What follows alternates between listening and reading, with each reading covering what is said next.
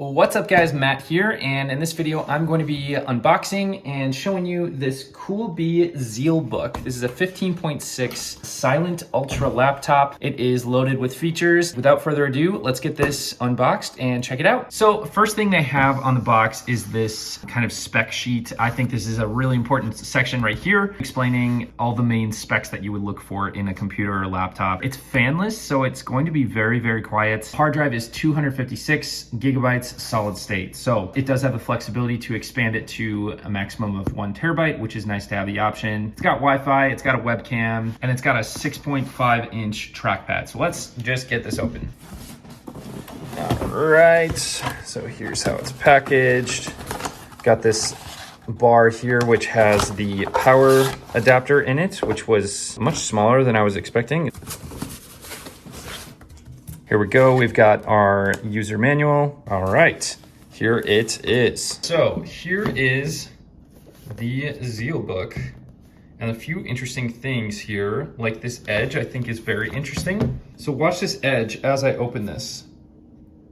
It lifts the keyboard up, so there's a little bit of a gap under there, which is better for cooling and is kind of a satisfying angle to type on. It is relatively thin and lightweight. There is a micro SD card port here. We've got a USB 3.0, 3.5 millimeter aux jack or headphone output. Here's what the hinged side looks like.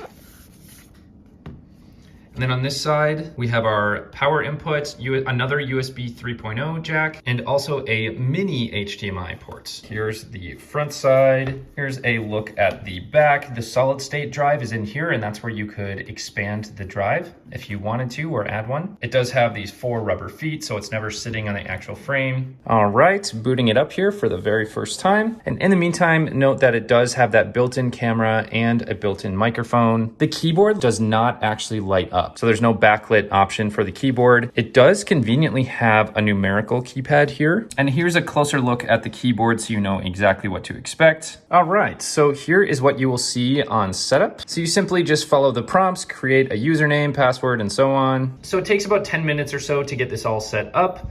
And that's including, the loading times as you just boot it up, as it's processing everything, and then, filling in your account information, username, password, and setting like privacy settings and whatnot. One thing I do notice on the trackpad, you do have to push pretty hard. It's pretty clicky. I am used to a MacBook Pro where you push very lightly and it responds right away. This one is much louder and you need to push harder. Although I will say it does respond very, very well. There's always that option where you can just tap it once to click instead of having to actually click it in. So that does alleviate that, but my finger gets sore from clicking so hard on it for a long time if I need to. The screen is nice and bright and clear. You're really just gonna see a glare if it's like a black screen or off or a darker screen they have on there, but it is an anti-glared IPS screen, which is nice. And this does come with Windows 11 already booted up. The one thing that just surprised me about the ports is that it doesn't come with a USB-C port. And I was a bit surprised to see that it doesn't charge via a USB-C port as well, but it does have the 2 USB 3.0s, which do give a lot of flexibility. It does also have this volume adjustment right on the keyboard itself, as well as brightness. Okay, so it does come with Microsoft Edge. I connected it to Wi-Fi. It is running really fast, processing everything. I'll kind of show you the quality here. $25,000 private jet,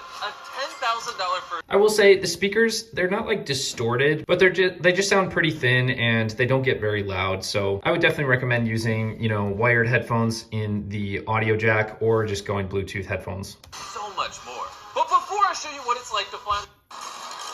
You ready for that? The screen and quality of the video does look great though, and it is just a 1920 by 1080 resolution, so that's what you can expect there. Something I'm noticing this as I'm using it too is that the trackpad and the main set of keyboards, so not including the numerical part, is on the left side of the computer. I'm used to being in the center, so it is a little bit to adapt to if you're not already used to that. Also want to note too that this does not come with a CD or DVD drive, so if you want to play, a DVD off this or something, you would have to get one of those USB connected DVD drives. And just spec-wise too, I think this computer is best suited for home office use. It's not the most ideal laptop for some high-intensity gaming, but this is more than enough for home office use and running basic web pages, Netflix, YouTube, and the Office 365 type applications. As for the battery, I was able to turn it on without even charging it, so that's always a nice little convenience that I appreciate when brands do. It is a 34.2 watt hour lithium battery that should last up to 9 hours. And the Intel chip used in this is a 10th generation Intel chip. So I've zoomed in on the specs here. Here's the name of the processor. It does indeed have 12 gigs RAM, 64-bit operating system. And I found this a little bit interesting too. This is typical for most hard drives. It is a 256 gigabyte hard drive, but out of the box, you know, as you open it, it's already got some pre-installed